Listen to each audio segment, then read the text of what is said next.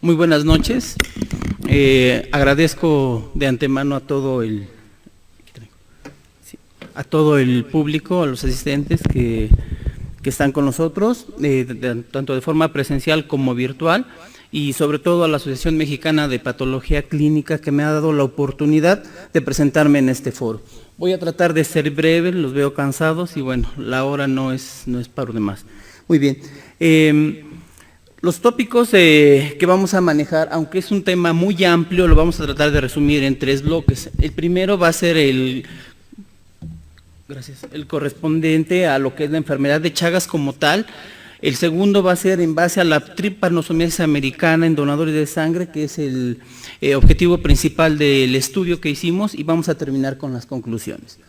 En primer lugar, enfermedad de Chagas, como ustedes saben, es una enfermedad muy diseminada a nivel mundial.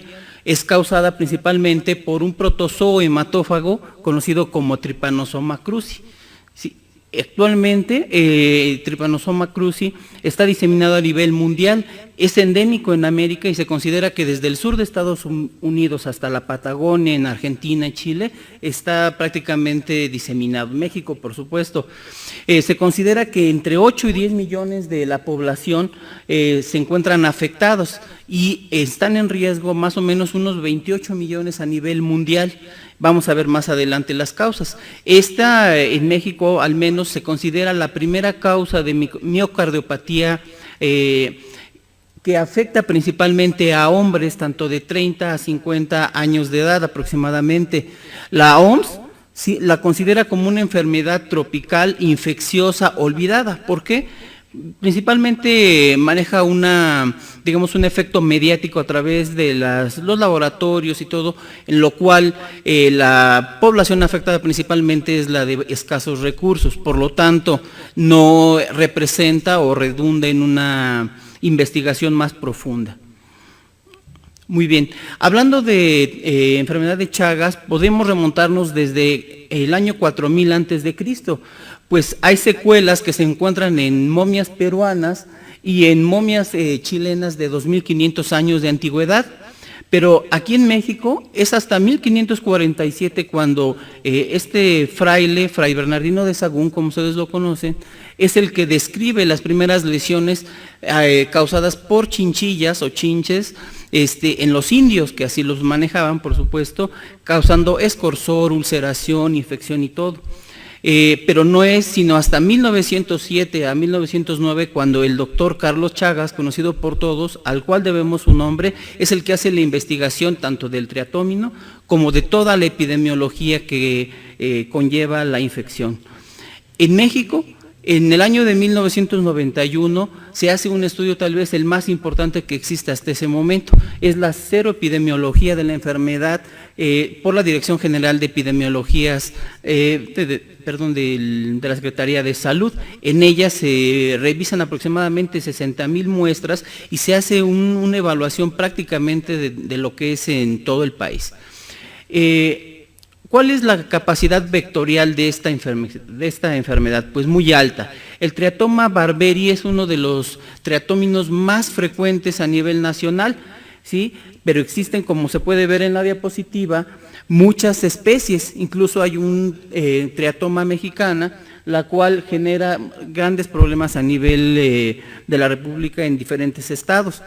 En este esquema vamos a ver la distribución geográfica de los vectores y como se pueden dar cuenta, las diferentes especies ya están perfectamente bien localizadas. Por ejemplo, en lo que es la zona de Yucatán Veracruz, principalmente el triatoma picturata es el más frecuente, pero en las diferentes regiones se pueden presentar los distintos o incluso más de uno. Tal vez lo conocen muchas personas de aquí, es el triatoma barberi, es la chinche conocida, chinche besucón en muchos lados o la vinchuca, mencionada en parte de Sudamérica, ¿sí? Y este es el vector principal. Pero bueno, ¿qué tiene que ver esto con los donadores de sangre? Bueno, pues algo muy importante. La seroepidemiología de esta enfermedad de la que mencionábamos, menciona que se hicieron alrededor de 60,000 muestras serológicas. en los diferentes estados de la República y se analizó en pacientes de diferentes rangos de edad, desde 1 a 98 años de edad. Y bueno, los estados donde la seropositividad fue más alta, pues como se menciona ahí, son en Oaxaca, Chiapas, Hidalgo, Veracruz, ¿sí?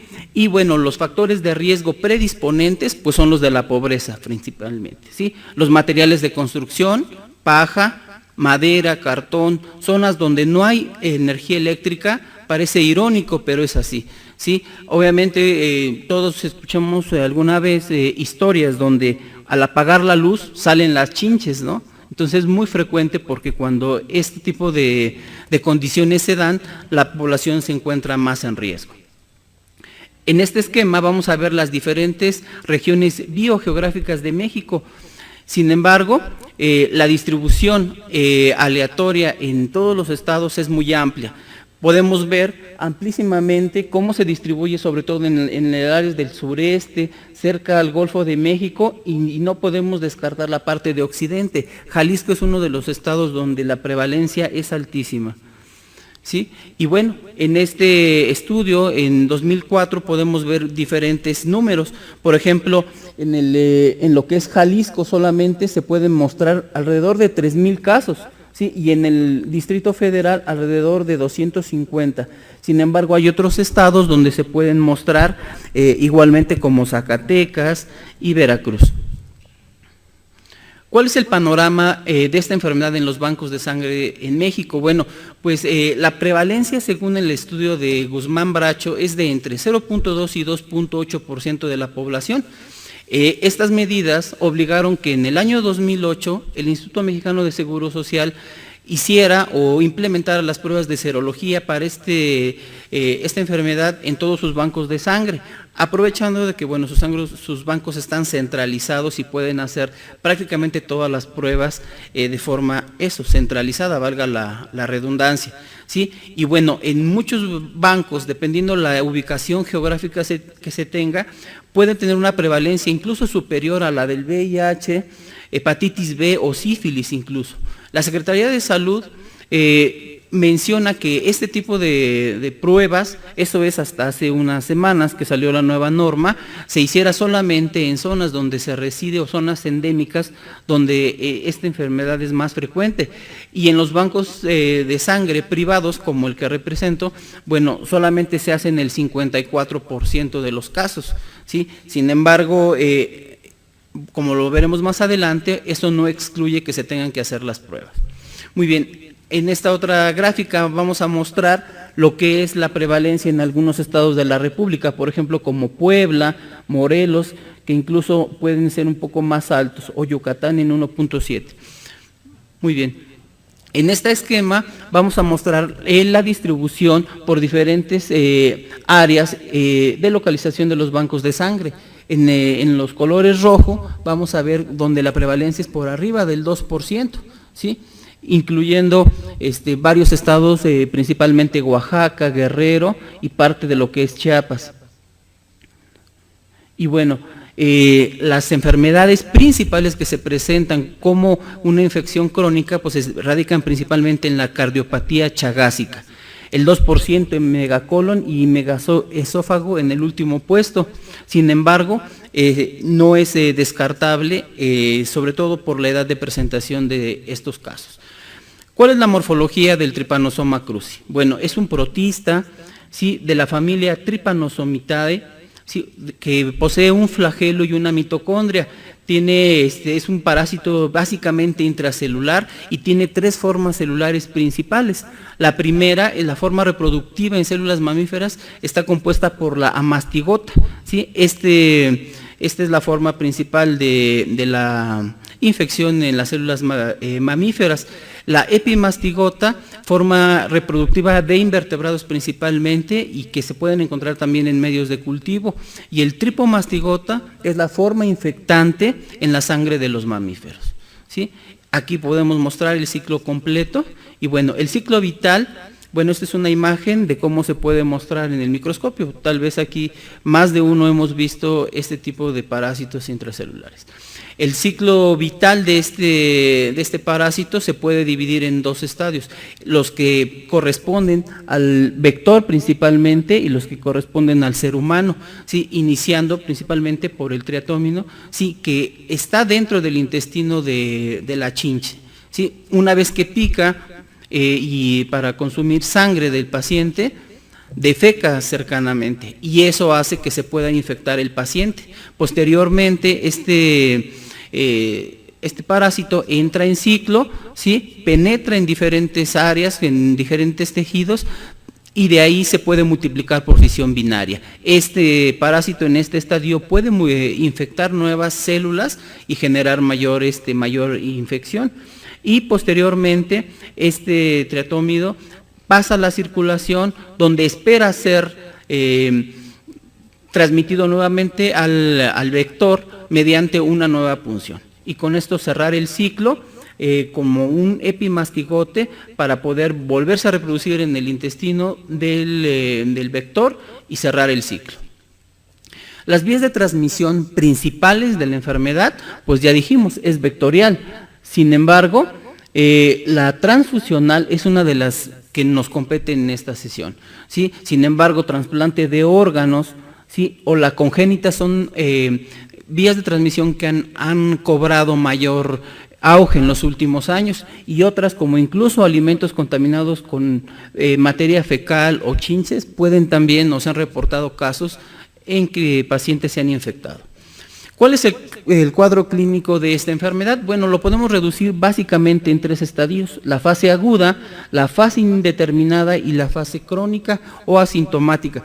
Bueno, en el caso de la fase aguda, ahí se va a presentar una respuesta inmunitaria principalmente mediada por linfocitos CD4, la cual se va a presentar entre 5 y 14 días posterior a la infección, presentando en el paciente parasitemia y un cuadro clínico leve o bien asintomático, sí, que se puede ser, digamos, de mayor magnitud en los niños. La fase indeterminada, que es la que ocupa en la mayor parte de los casos y la que más nos compete, es en el 70% de los casos, pues son asintomáticos y presentan cero positividad del resto de su vida. Sí, en estos pacientes pueden presentar anticuerpos antitripanosoma cruzi positivos y una parasitemia fluctuante en las diferentes etapas de su vida. Y la fase crónica sintomática se desarrolla afortunadamente solo en el 30% de los casos, en la cual pueden presentarse alteraciones cardíacas en el esófago o en el colon. Muy bien, ¿cuál es la afectación orgánica chagásica más importante? Bueno, en primer lugar, la cardiomiopatía en distintos grados que se presenta entre el 20 y 30% de los casos. El megacolon y megaesófago en el 8 y 10%. Para ocupar el tercer sitio y último, ¿sí? en la afectación del sistema nervioso periférico en menor al 5% de los casos. Sí, la afectación orgánica, es importante recalcarla, va a estar equilibrada entre el daño, ¿sí? de la respuesta inflamatoria de los tejidos y la respuesta inmune frente al parásito que el organismo desencadena. El diagnóstico, como patólogos clínicos sabemos que hay varios, muchos están en uso todavía, muchos en desuso. En la fase crónica y asintomática que más nos compete, pues están las pruebas serológicas principalmente, la inmunofluorescencia directa e indirecta, el ensayo inmunoenzimático y otras como la quimioluminiscencia, son algunas de las técnicas más avanzadas que se tienen para detectar este tipo de infecciones. La Organización Mundial de la Salud recomienda que la inmunofluorescencia y la ELISA sean las dos técnicas para poder determinar o confirmar un caso indeterminado. ¿Sí? Muy bien. Entrando de lleno al segundo bloque, que es el estudio, hicimos este estudio en el banco de sangre del Centro Médico ABC Campus Observatorio. La justificación del estudio fue la siguiente. En primer lugar, la migración, como dijimos al inicio, es un problema que tenemos no solo en México, sino a nivel mundial, pues en todos lados hay gente de todas partes del mundo y de todos los lugares y de todos los estratos sociales.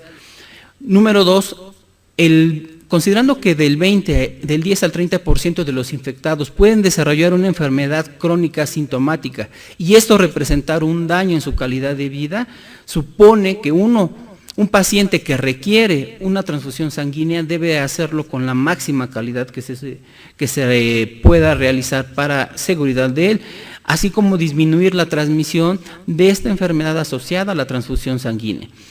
Este estudio tenía como planteamiento inicial la detección oportuna de la enfermedad, considerada como una de las metas de calidad del sistema de salud nacional, ¿sí? Y evitar obviamente la transfusión de unidades contaminadas en los diferentes pacientes. El objetivo principal fue determinar la prevalencia en la población, considerando que es una población a la que atendemos de un mediano o de alto poder adquisitivo en general, ¿sí? en donadores que aparentemente son voluntarios, porque en realidad sabemos que muchos pacientes no van con esa voluntariedad que aparentan, ¿sí? Y número 2, evitar la transmisión de la enfermedad en los pacientes que son transfundidos en el hospital, así como determinar la sensibilidad y especificidad a través de la técnica de quimioluminiscencia en el diagnóstico de esta enfermedad. Muy bien, como hipótesis planteamos que debido a las condiciones socioeconómicas de nuestra población iba a ser tal vez menor a la reportada en la literatura nacional, pero bueno, veremos más adelante. Este fue un estudio prospectivo, longitudinal y observacional, ¿sí? El universo fueron los donadores voluntarios atendidos a lo largo de 16 meses, obviamente no fueron todos los donadores, solamente se escogieron en algunas horas, y bueno, estos donadores fluctuaron entre 18 y 65 años de ambos géneros y todos en base a los lineamientos que marca la norma oficial mexicana 003 hasta ahorita vigente en nuestro país. Y bueno, los criterios de exclusión fueron los que ya tenían antecedentes de haber sido picados por algún insecto, o bien los que ya tenían como conocimiento previo una cero prevalencia o cero reactividad a esta infección. Las variables, la variable independiente fueron los anticuerpos propiamente, analizados en un equipo nuestro a través de un análisis quimioluminiscente por micropartículas, a través de 4 proteínas recombinantes que representan las 14 regiones antigénicas de los diferentes estadios de la enfermedad, y las dependientes, la enfermedad Chaga en alguna de sus fases. La interpretación se hizo de la siguiente manera.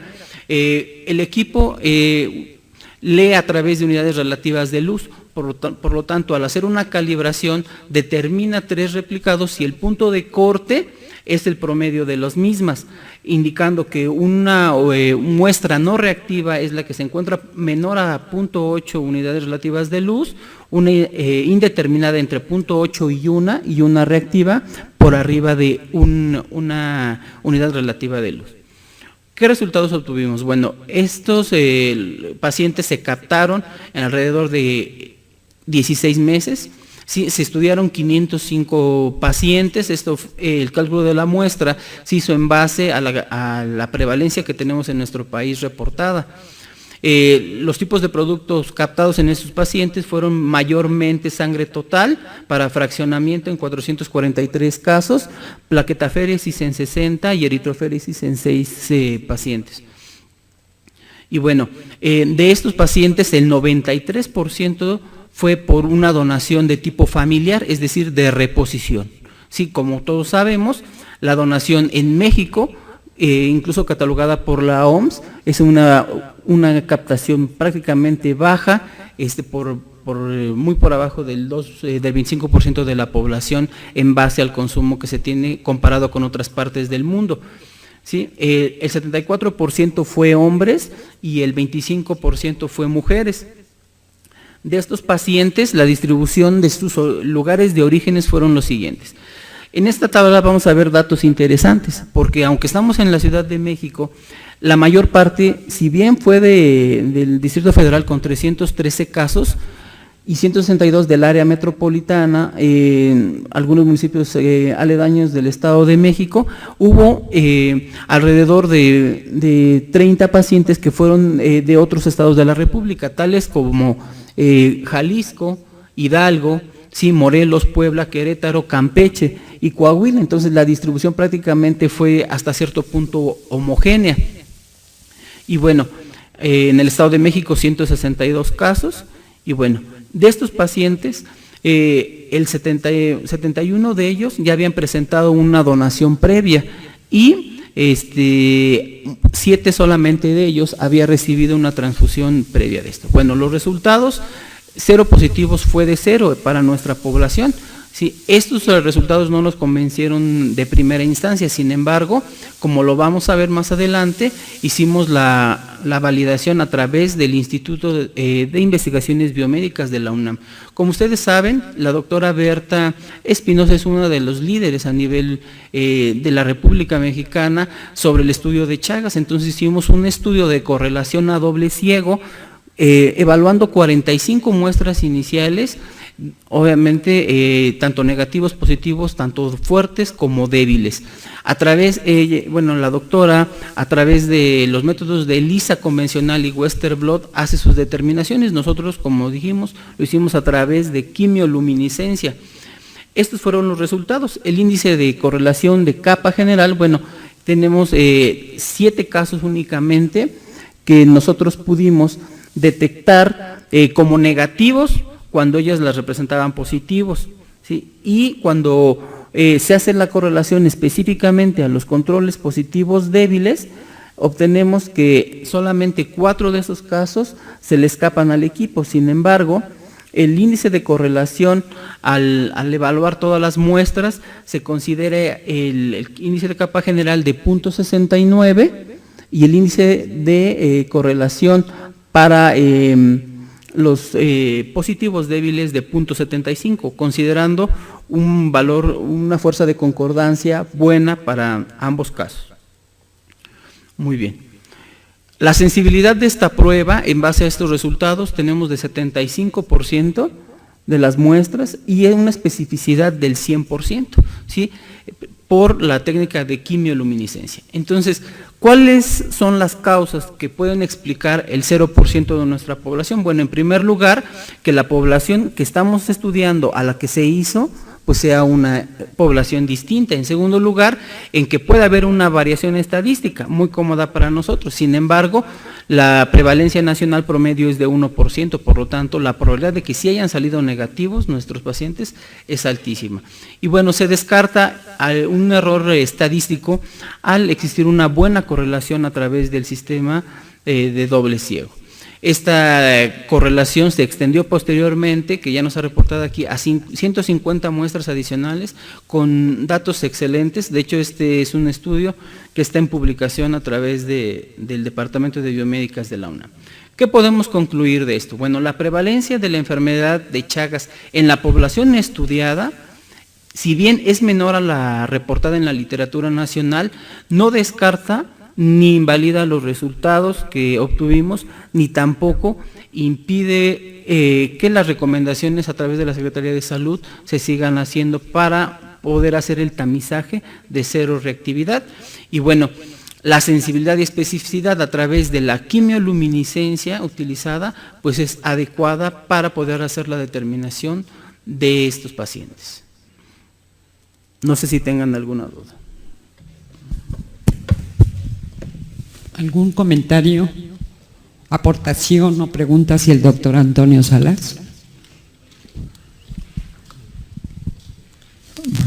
Doctor Antonio Salas Ramírez, muy interesante el trabajo porque nos refleja algo, una preocupación en cuanto a la serología de Chagas en los pacientes, en los donadores. Tan es así que la nueva norma que dentro de Asuntos Generales vamos a comentar, que se acaba de publicar el 26 de octubre, viernes 26 de octubre, y que va a entrar en vigencia el 25 de diciembre, ya establece como obligatoria para todas las muestras de sangre identificar la prueba de Chagas, ¿no? La serología para Chagas. Y si no hay alguna pregunta, le damos la bienvenida a nuestra asociación, agradeciéndole su participación tan clara, ¿no? Muchas gracias, doctor. Qué amable, muchas gracias.